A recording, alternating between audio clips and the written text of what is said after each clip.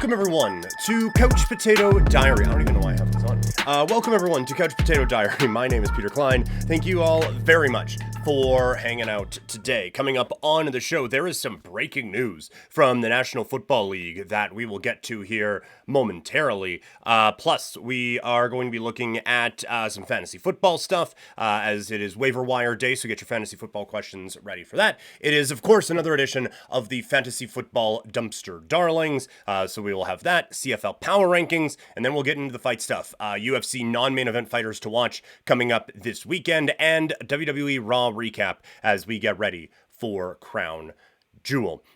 So yeah, there is obviously a lot that is going on, and hopefully we can cover it all, but as I've said, let me know in the chat whatever you guys want to talk about. I am absolutely 100% here to talk about whatever you guys want. Also, there is a thing going on right now with Twitch where if you, for new subscribers, or if you want to gift a subscription, you can, and you get some help with Discord Nitro, that's what it is. Sorry. I had this all prepared and then closed the thing that I had for it, and I can't find it now. So there was a grand spiel involved in this. But yeah, subs, very much appreciated, obviously. I do want to get a little bit more sub-specific things going on here, and but we'll see. But for right now, everyone is welcome. Everyone is involved. And let's get into some breaking news from the National Football League.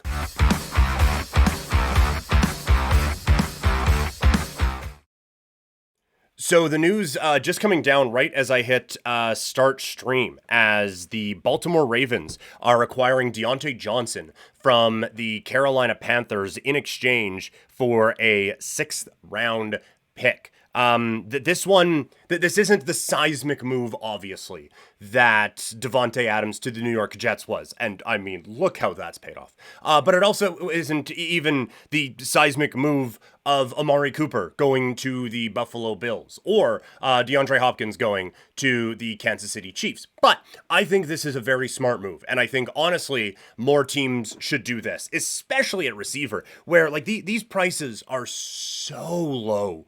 Diontae Johnson is not, like, this game-breaking whatever in the NFL at this point, right? Like, I think that there is actually a fair amount of talent there in this young man and all of these sorts of things, but I don't think he is like, okay, well, this is a game changer, but he is an upgrade on what they have. And for a 6th round pick, I mean, my goodness, how can you not go in and try to improve your football team? And so I don't think this really raises the ceiling all that much for the Baltimore Ravens, although the ceiling for this team was Super Bowl champion. So it's tough to go up from there. But you look at what he has done. Admittedly, it's not as great as I thought. He has the big game against the Raiders, who hasn't? But obviously there have been some quarterbacking issues there in Carolina. And there is a lot of talent with him. The one problem was, there we go. Nope, that was the other way. There we go. The one problem with him has been drops, I think, and that can be very frustrating. And I think that there is going to be probably a few times where there's a big play opportunity and he just whiffs on it. And that's, again, incredibly frustrating from any kind of offense. But he is such a very good route runner. And I think he also has a lot of speed in him that when he does just catch it and hold on to that thing, that really big plays can happen. And so I do think that he fits the style that the Baltimore Ravens are going to be looking to play on the offensive side of the football. And I think that really is intriguing. Sorry, I did kind of script the details here a little bit. The Panthers will receive a 5th round pick in exchange for Johnson and a 6th. So again, you're basically just moving back 30 some odd picks to bring in an extremely talented football player into your room. And so I think to raise the floor and raise the talent level of your team, this is very much worth it. Does this change any part of the dynamic in the AFC? I don't think so, but I do think that this just makes this team better. Now, from a fantasy football standpoint, Diontae Johnson's value was, I think, a little bit limited, especially if Bryce Young was going to be coming back anyway. This kind of murkies it a little bit because Zay Flowers is going to be the guy in Baltimore always. And because of how they run their offense, there are going to be but so many passing opportunities anyway. So you are getting a smaller part of a smaller pie now. But I do think that because of his abilities, he is going to be probably the second best pass catcher that this team has. And so I think there are going to be a few opportunities for him. So I think they're just being a part of a better offense is going to elevate Diontae Johnson a little bit. And I think that maybe not for the next week does he become a viable option, although we see how quickly he can pick up on the playbook and all of that. But I think that this is something that can just kind of raise his stock just a little bit more out in Baltimore. What was going to wait on this a little bit and start this off with the World Series, but we got breaking news coming into the show from this particular move. So why not start with football, and let's just keep that rolling now and get ready for the upcoming week in the NFL with the Fantasy Football Waiver Wire.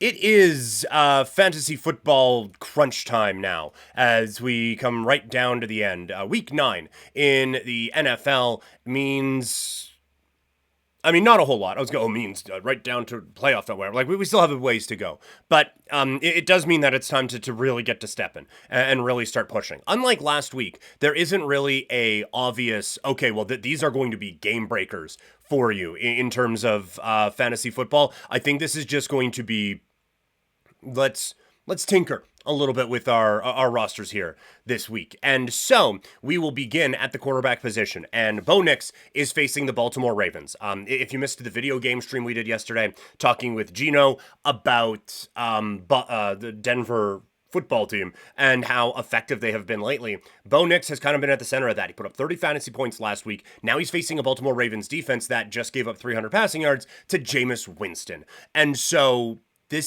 as we talked about the other day, this Baltimore passing defense has a lot of holes and needs a lot of work. And I think Bo Nix has an opportunity to come in and have another good day in what should be a bit of a weird to say, high-flying matchup, so to speak, just based off of the inefficiencies of the Baltimore defense and how well I think they're going to be able to kind of exploit those, but also how well Baltimore can play on offense. So I think we end up with another pretty high-scoring game here this week. I think the biggest pickup of the week is still similar to last week, where we told you to get this guy. You need to get him again. This is going to be the last chance to have him. Cedric Tillman, 20% owned. He is the apple of Jameis Winston's eye in Jameis's return. It is a bit of a tougher matchup against the LA Chargers this week, but I do still think he is worth an ad as a pretty talented cat who is a potential number one option in an NFL offense that's actually kind of getting a little bit better. Also, I'm just realizing now I left the TV on, so we're seeing some flashing there. So this one's been all over the place today. So sorry about that. At running back, this is where it gets to there isn't really a whole lot, because there wasn't one standout to me anyway for who you should pick up in fantasy football. And so all I put for this is the handcuffs. So look at who you got. If you are desperate for someone to throw into your lineup, it's going to be a tough one, man. But look at Ray Davis, look at Justice Hill, look at Jaleel McLaughlin, look at Blake Corum, and look at Isaac Guerrero. I think probably I would rate them in that order in terms of usefulness going into next week. McLaughlin didn't get a whole lot of volume, but he fell into the end zone, and so that helped him out. Ray Davis had a big week a couple of weeks ago and really showed his value there. And yes, James Cook is still going to get a lot of this offense, but I still think that Ray Davis gets a little bit. And Justice Hill has the opportunity every now and then to pop in and pick up some big plays for this team. So I think that is probably that would be the way I would rank those guys in terms of picking them up and actually having effectiveness this week. At tight end, Taysom Hill. He is 30% owned. I think he's going to be more involved in this offense as the season goes along and as he stays a little bit healthier. I think that he just kind of got eased into it last week. But again, this is an offense that has struggled, and they were using him a ton when he was healthy. And so to be able to get that kind of production at tight end, I think is going to be really special for you. And another one is Noah Fant, also 30% owned. 4 targets at least in the last 3 weeks. Facing the Rams, who have struggled against tight ends this year, I think that's a matchup that you can exploit. So go with Noah Fant. And for your defense here this week, the defenses... It was kind of just the main ones last week that ended up getting the job done. This week, in terms of the defense, and by the way, the cutoff is 35% owned. The obvious one here is 34% owned. It is the New Orleans Saints going up against Bryce Young, and now a Diontae Johnson-less Carolina Panthers team that has a little bit of struggles going on. Also, it's tough to trust the Cincinnati defense after Jalen Hurts did that to them on Sunday, but them going up against the Raiders, they are 32% owned, and that's probably it, I would say, for fantasy defenses that are available this week. Now, it is time to transition into the other part of the fantasy football week that we like to do here. It is the fantasy football dumpster darlings.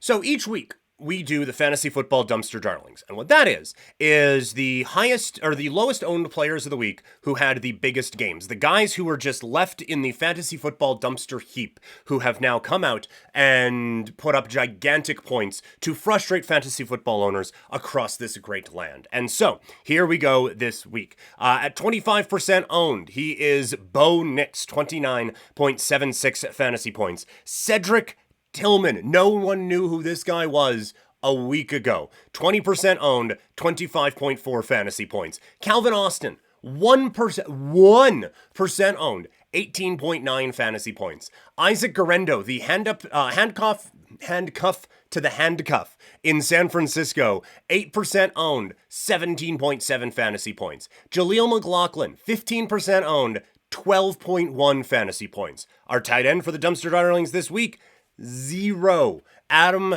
Troutman, 0% owned, 18.65 fantasy points. Demarcus Robinson is in our flex this week at 9% owned, 16.5 fantasy points. Anders Carlson, 5% owned, 16 fantasy points. The defense didn't give us a lot this week. 6% owned. The New York Giants only gave us 6 fantasy points. But still, this team, where Bo Nix was the most popular player on it, 158.86 fantasy points.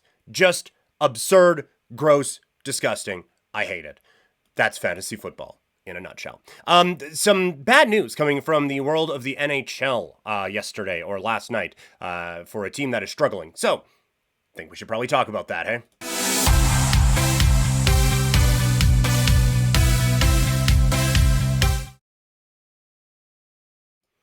The Edmonton Oilers not only lost their game against the Columbus Blue Jackets, they also potentially lost Connor McDavid.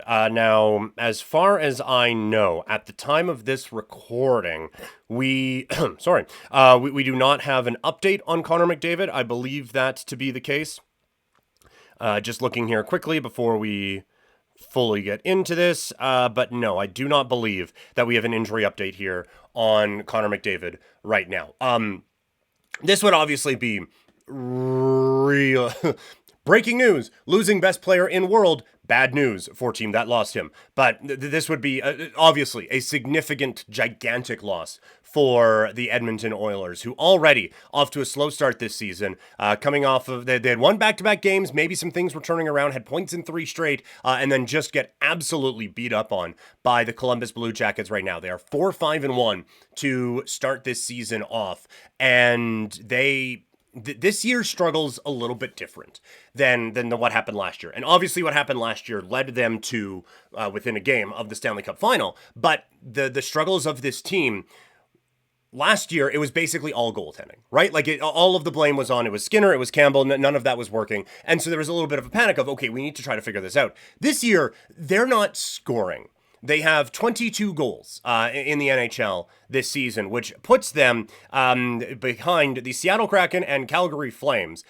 By the way, Edmonton has played one more game than both of those teams. They've played 2 more games than Vancouver and have scored 5 fewer goals. They have played the same amount of games as San Jose and have 1 fewer goal. They just aren't scoring at all right now. And for a team that is almost based entirely on how awesome their offense is, that, on the one hand, it's a bit troubling because that's supposed to be your strength and it's not working right now. On the other hand, you do have to assume that at some point that corrects itself. And that is where you get maybe a little bit more optimism on the Oilers side because, okay, well, these guys are obviously going to turn it around.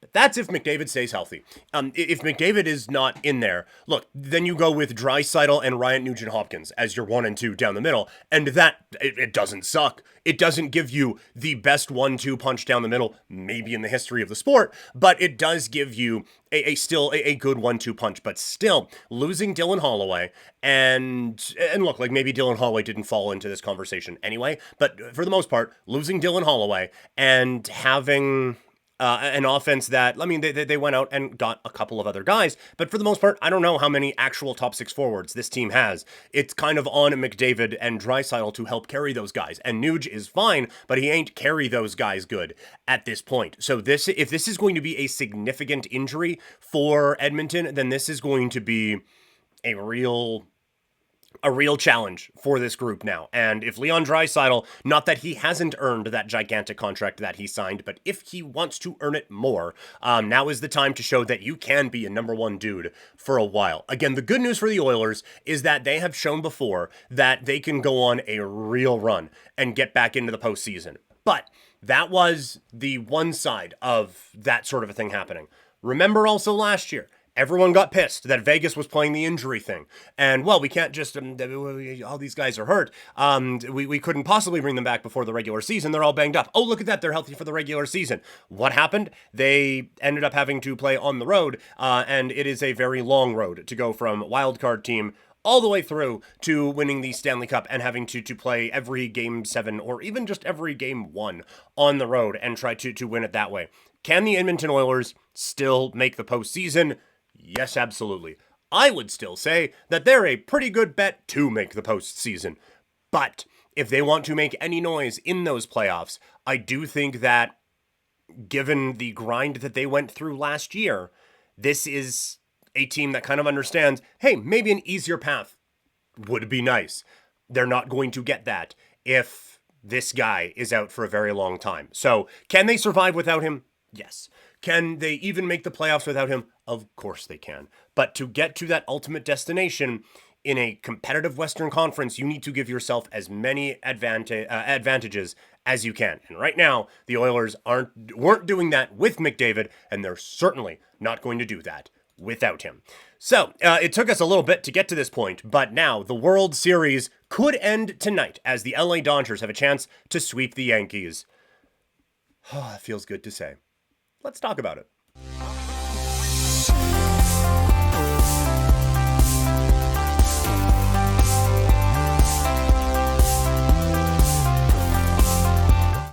Call me a hater all you want, but fuck them Yankees. The New York Yankees are in a hole right now as they lose 4-2 last night and are now on the brink of losing 4-0 in the World Series in the Bronx. Oh boy, has this gone off the rails very, very quickly. And we did the Aaron Judge needs to step up thing last night. Can we just copy and paste that? Can we just go just from there to here now? Because last night was horrendous for him again. I think it was the very first pitch that he saw. I have my notes here. I don't care to look for it too much. But one of the very first pitches that he sees in this game he gets this standing ovation and the team and everyone is behind him. And here they go. And Aaron Judge is going to have his natural moment where, yes, he has struggled, but the New York Yankee faithful, the bleacher creatures and all of those guys are going to stand up, give him this ovation. The camera flashes are going to go, and Aaron Judge is going to hit a monster 450-foot home run facing Walker Buehler, who, yes, one of the best pitchers in the history of the World Series and certainly in the history of the LA Dodgers in the World Series, but he's not what he used to be. He still has a bit of gas, but he is vulnerable and there for the taking. And the first pitch he gets with the crowd behind him is a 96-mile-an-hour heater right down Broadway. And Aaron Judge, former and future MVP, captain of the Yankees, swing and a miss. Oops. Yeah, wasn't to be. And honestly, got worse from there. There was a huge eruption for a routine fly ball out to left field. He walked once, so that was great, but it was another awful, awful day for Aaron Judge at the plate. And it was such a weird ball game last night and a weird feel to that game because Freddie Freeman comes up in the first. First, like let's go back even further. First, Shohei Ohtani, who we are not certain can swing a baseball bat without ripping in half right now, walks on 4 straight pitches that weren't close. At 3-0, I would have done, like when Rookie of the Year lost the thing in his elbow that he couldn't the ball anymore, and he does the little lob thing into the strike zone. I would have at least fucking tried that to just try to get it into the strike zone and just see, hey, can this guy swing the bat so we can figure this out? Didn't. Walked. And then walk, comes back to haunt him. Ba-boom. Freddie Freeman, 5th straight World Series game with a home run, ties a Major League Baseball record with George Springer. Bad start. Real bad start for the Yankees. And then Gleyber Torres, leadoff walk. All right, table set. Here we go. Aaron Judge comes to the plate. Aforementioned, didn't happen. And down he goes. And from there, this game felt over, right? Like, if you sat there and you watched the game, and maybe it's the international feed, who, boy, they were just firing out the storylines last night. But if you're watching the international game, it felt over. It felt done. It felt like an 8-inning just death march for the Yankees before the inevitability of the season coming to an end tomorrow night. Basically until the 9th inning when Verdugo hits that home run. But like it never felt like the Yankees had a chance. It never felt like they had a hope. And part of that was Walker Buehler was brilliant. His fastball had some life, maybe a little straighter than you would want it to be, but still his fastball had real good life. His breaking balls were snapping off. He was mixing everything greatly, locating everything perfectly. He was masterful in this ball game. But anytime the Yankees had a chance, it just felt like, okay, well, something bad's going to happen. And I know there was frustration with sending Giancarlo Stanton there. I actually don't think that was that bad of a call, just because how many opportunities are you going to get in this game to score runs? Up until that point, it was none. And so I think you just have to take advantage. And if Teoscar Hernandez makes anything less than a perfect throw to home plate, then Stanton is scoring. Like, that was a perfect throw right into the spot where the catcher can make the tag, and they still got him by about that much, right? So I know there is a lot of criticism, and God, does it look bad when the guy who can barely bend his legs is running around and getting the send sign on a shallow single to left field. But I just think in that case, given the lack of anything this offense had going on, what do you think, who would have been next after that? I think it was Volpe who got the hit, so it would have been Rizzo coming up next. You think Rizzo was doing anything in this game? No. After him, it was Trevino. No. Verdugo was basically hitting my dog's weight in the playoffs. He was up after that. Like, no, you're not trusting any of these guys are going to get up there and do anything. And maybe you are hoping that, okay, runners on the corners, and again, that Bronx crowd comes alive. But Walker Buehler's pitched in the World Series at Fenway, I think. He's at least pitched against the Red Sox. He's pitched in 2 World Series games. He's not fallen for that. He's not. This isn't 1998, and just some dude who was bumming smokes outside the game is coming in now to pitch. This guy has been in these big situations before. He knows what he is doing, and so I think the Yankees had that was an opportunity to score. You make the Dodgers make a perfect play, and they did. Them's the breaks. So I didn't have a problem with that. But no, the Aaron Judge thing is a big problem now, because like Stanton's actually hitting, Soto's actually hitting, Gleyber's actually hitting. At least Gleyber's actually getting on. So you have these guys who are actually like doing some stuff around them, but you need that big hit in the middle, and they didn't get that. I mean, they got barely any hits in this game. This was a tremendous performance from the Dodgers, and it was just it was all those little things they were doing right. And they kind of pointed it out on the broadcast where you get like a really nice play defensively up the middle to start a double play for the Dodgers. And you get a perfect thrown ball to home plate to get the out. And then you get a slow dribbler to Jazz Chisholm and he can't pick it up. And you get a blooper out into right field and Soto can't get there. Edmonton has run it perfectly off the bat and he comes around to score. But when there's a bloop the other way and your guy still reads it well off the bat, they make the good play and throw you out at home. Like just everything was going the Dodgers' way. And still, and this is the one area I think you can hold your hat on if you are a Yankee fan, they still had a chance in the 9th. Like they still, after it didn't feel like much of one to begin with, but after the Verdugo home run, all of a sudden now, hey, look, Soto is Gleyber and Soto, and then maybe Judge, who knows? They still had a chance with one swing to tie this game last night. And so from a Yankee standpoint, on a night where it felt like everything was going wrong, none of your guys could hit, none of your pitchers could throw strikes, you still only lost 4-2.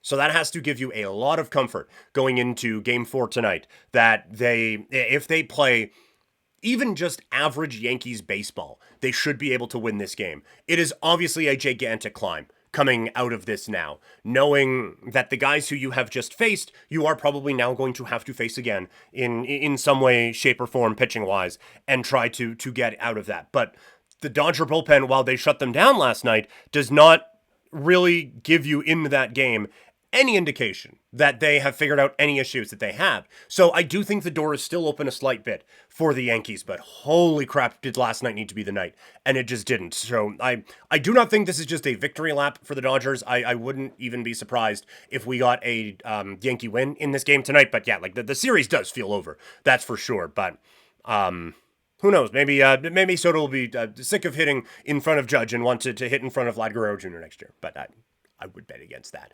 But no, it's been an interesting series. Freddie Freeman on his way to a World Series MVP, and we've had big moments. We've had big players step up. We've had big players not step up. It's had a little bit of everything in this series. We'll see what Game 4 has for us in store tonight. All right, we do the transition that most sports shows do. We go from the World Series, Yankees, Dodgers.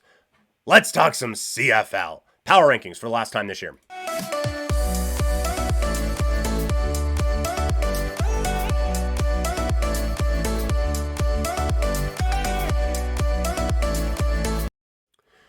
For the final time this season, it is CFL Power Rankings as we go into the postseason. Coming in at number 9, they aren't going into the postseason. It's the Calgary Stampeders. I think the undisputed worst team in the Canadian Football League this year. They will have the number 1 overall pick, and so because of all of these struggles, they will change nothing. Dave Dickenson is still going to be the head coach and general manager going into next season. Now, I do think that significant roster moves are going to happen, but that is because they have to. This team has a ton of free agents, as most do in the CFL. I don't even know what the core is of this team anymore. And we could maybe do a deeper dive on this at some point, but I don't know if there is one aspect of this team where you look at and it's like, yeah, you know what? Rock solid, baby. I think that you could use, obviously, an upgrade at quarterback. The running backs, yes. Offensive line, yeah, probably. Wide receivers, might need another one. On the defensive line, well, couldn't stop the run at all last year. So front 7, I would say you could use some help. Defensively, I mean, they didn't give up a whole lot of pass yards. That's because everyone kept running on them. But when they needed a big stop through the air, they never got one. So at least they got the kicker. That's it. It's just awful right now in Calgary. Really, really bad for the Stampeders. Genuinely terrible. Very little room for hope. Okay, I'm now over-exaggerating, because things can turn around in the CFL very quickly, and you still have a lot of very good coaches there. You just need the players to build it around. So this is a key year for Dave Dickenson. Coming in at 8, it is the Hamilton Tiger Cats. They had a real good close to the season, but just a couple little, some stumbles early really set them back, and then a couple little stumbles late, and they just couldn't get there. But this is one where I think they enter a pretty interesting offseason now, where Bo Levi Mitchell at least put up a very strong candidacy for MOP and was able to get a lot out of this offense and really was able to maximize his talents under Scott Milanovich and everything. And really, like, once he stopped turning the ball over, you really started to see him shine. And so I think there was a maturing in his game this year. And once he did everything the coaching staff told him to, there was success. And so I think you can see pretty clearly where there could be some room for optimism out in Hamilton. But this is the first time he's looked good in like 6 years. Slight exaggeration. It's the first time he's looked good and healthy in 6 years. I'll say that. And so at, what is he, 35 now? Are we trusting that that is going to happen again when you have this Powell cat behind him, who we are all assuming is going to be potentially the next one and has actually shown that he has some flashes here. And so you can understand why Winnipeg would let young Drew Brown walk and potentially be the quarterback of the future somewhere else, because Zach Collaros is here winning West Division titles and occasional Grey Cups and all of those things. So you kind of just stay in the moment. Bo Levi Mitchell is putting up big stats, but y'all just are 8th in the power rankings and you didn't make the playoffs. So it's tougher to let quarterback potentially of the future walk and let the veteran guy stick around. So an interesting decision coming up in Hamilton. Speaking of interesting quarterback decisions, at number 7, it is Edmonton. I think a lot of people in the Alberta capital would like to see them go for Trey Ford, but I do think that a lot of people's thought is, well, try to get Vernon Adams first, or maybe a Nathan Rourke, and if you can't get that, well, maybe this guy and that guy, and then if all of them say no, hey, look at that, Trey Ford is still here. Trade Ford is also a free agent, and I think that he would potentially like to test the waters a little bit. So I think that is going to be very interesting to see. But yeah, there's... Again, you're kind of starting anew out in Edmonton, but at least you saw a few signs of optimism as the season wound down. At 6, it's Ottawa. The game didn't mean a whole lot, but just to have Ottawa come out and play the way they did against Hamilton and try to get back on track has to give you at least a little bit of optimism going into their game in Toronto this upcoming weekend. At 5, it's the BC Lions. They had the week off, but coming off of a great performance from Vernon Adams, feeling pretty good out in BC right now. Have to be feeling really good about Vernon Adams and seeing if he can get back to that MOP trajectory that he was on at the start of the season. At 4, it's Montreal. They didn't play a really meaningful game all season long, or not all season long, but for the last couple of months. Can they flip that switch now and turn it back on? They're going to have to for one game when they host the East Final coming up in a couple of weeks. At 3, it's Saskatchewan. Had their hearts broken just before the game against the Calgary Stampeders when wind blew the Edmonton, or the Winnipeg Blue Bombers, into the postseason as the number 1 seed. So Saskatchewan didn't have a whole lot to play for, but defensively, they're playing really well at the right time. Offensively, I think they figured out who their guys are, and they have a lot of really interesting weapons to go up against BC and then potentially Winnipeg in the West Final. At 2, it is Toronto. Speaking of peaking at the right time, I do not like saying a whole lot of great things about Chad Kelly, but his arrival certainly turned things around for the Argos, and they are riding all the momentum going into the postseason here. And at number 1, it's Winnipeg. It was not as easy nor convincing as we thought it was going to be after, with a chance to wrap up the top spot in the CFL's West Division, but a win is still a win, and they now get a week off to get ready for the West Final. So for the final time this season, those are your CFL Power Rankings. More CFL talk to come this week. Thursday is going to be the CFL playoff preview. Tomorrow, we're going to look at the X factors in the 2 playoff games for the weekend. So that is what is coming up here this week in the Canadian Football League. Now, let's shift to the world of combat sports. UFC Edmonton coming up this weekend. A couple of big fights at the top and a few interesting fights after that. Let's take a look at the fighters to watch for UFC Edmonton.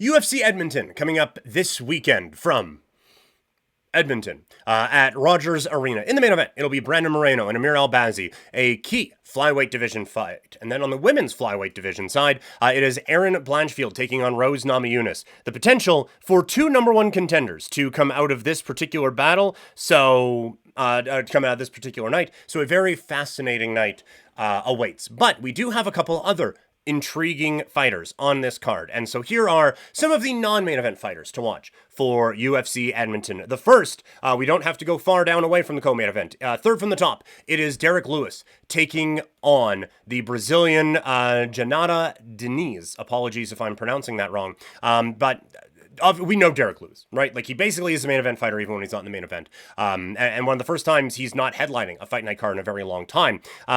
He is going up against Diniz, who at 33 years old, out of Brazil, maybe isn't exactly the up-and-coming prospect that you may be thinking. But he is a former kickboxer who has competed for Glory and Super Combat as well. He has won a couple of awards in different kickboxing areas. So I think that this is going to be a little bit... I think this is going to be really intriguing when you have a couple of fighters who, at their best, really like to kind of stand and bang. And for Diniz, he has shown that so far. He is 2-0 in the Ultimate Fighting Championship, coming off of a win on Dana White's Contender Series in September of 2023. He picked up a knockout win on the Contender Series, another knockout win before a unanimous decision win back in Vegas a couple of months ago. And so this is a guy who I don't know if he is going to rocket up the rankings in the same way that Alex Pereira did, going from kickboxing to MMA. But still an intriguing addition to the heavyweight division, and someone who can bring a lot of violence in a striking capacity against Derek Lewis, and that that is always the best form of Derek Lewis. So I think this is going to be a bit of an intriguing fight here in the heavyweight division. And so I think Denise against Lewis is certainly a fight that is one to pay attention to coming up here this weekend. Another one here, it is Jasmine Jastovicius out of St. Catharines, Ontario. She's coming off of back-to-back wins, a Anaconda choke win on January 24th, 2020, January 20th of this year, a Anaconda choke victory at UFC 297 in Toronto. She then followed that up with a victory over Fatima Klein, no relation, back on the UFC Fight Night card in Denver, Colorado, also on the same card as Rose Namajunas. She has only ever been beaten by decision, and I would say her biggest win, probably a unanimous decision win over Miranda Maverick in Vancouver. She's 2-0 when she fights in Canada. And again, I don't know what path to championship glory there is for her at this point, but I think this is an interesting bout for her and an interesting fighter. She's going up against Ariana Da Silva, who is coming up off of a loss in her last fight that ended a 3-fight winning streak. So I think Jastovicius and really Da Silva as well, a couple of fighters that are at least worth keeping an eye on here in Edmonton, because I think it's going to be a pretty fun fight. And Pedro Munoz, the latter part of the career for Pedro Munoz has not gone overly well. He picked up a knockout win over Cody Garbrandt at UFC 235, and that put him, I think, in a different stratosphere in his career. And it hasn't really gone all that well since. He is now 38 years old. And so that would mean 5 years ago, he was 33. So kind of still hanging around that athletic prime a little bit. But I think maybe his best days had kind of come and gone already. And he got a string of high-level fighters, and it kept not working for him. He lost to Aljamain, he lost to Frankie Edgar, beats Jimmy Rivera, loses to Aldo, loses to Dominic Cruz, accidental eye poke against Sean O'Malley, beats Chris Gutierrez, but now has lost back-to-back fights against Marlon Vera and Kyler Phillips. This is a guy who is always a whole lot of fun. He has the third most post-fight bonuses in UFC bantamweight history. He is one to always bring the violence, and it kind of feels like he entered a stratosphere that he wasn't necessarily prepared for. So still a talented fighter, just not a championship contender guy or anything like that. He's taking on another Canadian, Ayman Zahabi, who is riding a bit of a win streak of his own, having won 4 fights in a row after losing a couple in the Ultimate Fighting Championship, coming off of a win in his last bout back in March. This is his second fight of the year. And so I think that this is a good test for Zahabi to see where do you rank, because this is Munoz, who again isn't high-level championship caliber guy, but is one you have to beat to show that you can get into that neighborhood. So a few interesting fights coming up at UFC Edmonton here this weekend. Let's shift gears now and go from the world of the UFC into the world of the WWE, as they had their Raw Go Home show ahead of Crown Jewel. Let's discuss. WWE Raw, their last edition before they made their way out to Crown Jewel. They start off the show, that they do the entrance things, all of that, and then a quick nod to NXT, who had their show last night, and just a quick on Sunday for Halloween Havoc. Just a quick aside, I need to pay more attention to NXT. Sorry, The women's division, what they have right now is Stephanie Vaquer and Julia and Cora Jade and Roxanne as well. And the North American division that they've kind of cultivated there as well. A lot of very talented performers there. And Trick Williams is just a whole lot of fun. Ethan Page, you will always get me to watch him. And so I need to pay more attention to NXT. That is an admittance by me that I need to pay more attention to them. But also, I'm really digging Joe Tessitore in this role. I know a lot of people mocked him for being over the top in the NFL on Monday Night Football, but that has A, always kind of been his bag, and B, makes him perfect for the world of wrestling. And so there are still a few times where there's like kind of the acting component of the job that he is not spectacular at, but in terms of bringing legitimacy and emotion to this role, he is phenomenal. I have loved what I've seen from Joe Tessitore. And so I kind of wanted to do that. Also, I loved the recap on this. And I know for a lot of us, when the 3-hour Raw started, it was match recap, match, blah, blah, blah. The recaps were really just thrown in just to fill time, it felt like. But I do think there is a place for them when they are used correctly. And I think that when they are done right, it really gets the viewer in the right mindset for what you want to do on this particular episode. And so that, to me, has really been something WWE's been good at here in the last little bit, is like, this is the recap, this is what we want you to pay attention to, this is where we want your brain to start to get ready for tonight. And so I thought they did a really good job of that. The Bloodline storyline was kind of the thing throughout. I was not really digging it until the end. Like, you get Jey Uso, he's like, yeah, I'm not fully back on board yet. It's like, but we saw the picture, and you did the thing, right? They did this a couple of times in the first one, and it was fun to like, we're not right. We got it. And then you could fully embrace it finally once everyone really finally got on board with where you wanted to go. And it led to an amazing moment at WrestleMania, so we're not going to, re-legislate that too much. But they're trying to do it again, and I don't think it's working all that well. Like, you had this really cool moment. We don't need to drag it out to have the same moment 2 weeks later. So can we all just accept we're on the same page now, and let's just roll with that storyline instead of, well, I did the thing, but that's because they cost me the Intercontinental title. I'm still mad at you, and I'm still really mad at you. So let's figure that out. I think you can still do the we are hashing things out without the, am I there? Am I not? Who's to say? I just feel like that's been a little bit And the Sammy part of it felt weird again, like he's not in the family. And I get, like, blood-wise, obviously not. But again, we just did this 2 years ago, and I thought we kind of all came to this same conclusion part of it. But adding the wrinkle of Sammy talking to Solo there, and I don't think any viewer has any doubt on any of this, although holy swerve, would that be amazing if they would do something along those lines.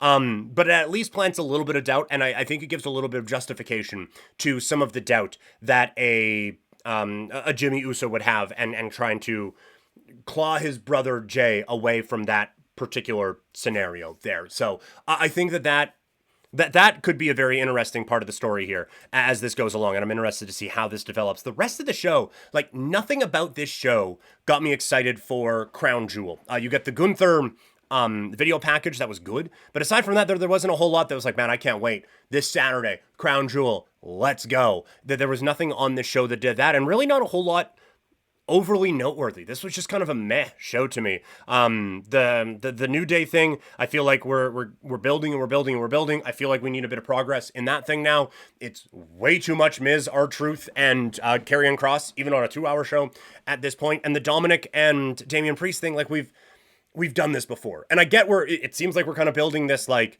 Dominic is winning a whole lot thing now. So that's different, I suppose. And maybe a bit of an advancement, but it didn't feel like anything. It just didn't feel like anything really caught my attention this week. It was just kind of a whole lot of like, all right, and that's 2 hours, and we're done. Cool. So the best part of it was that it was 2 hours and it didn't drag for 3. The tag team match was fun. The War Raiders are going to continue to be awesome, and that's fantastic for them. Again, the match was good, and maybe you get a couple storyline things coming out of it. And Ray and Dragon Lee as a tag team, I think, is actually pretty intriguing. And I think they're starting to build that tag team division up on Raw pretty well.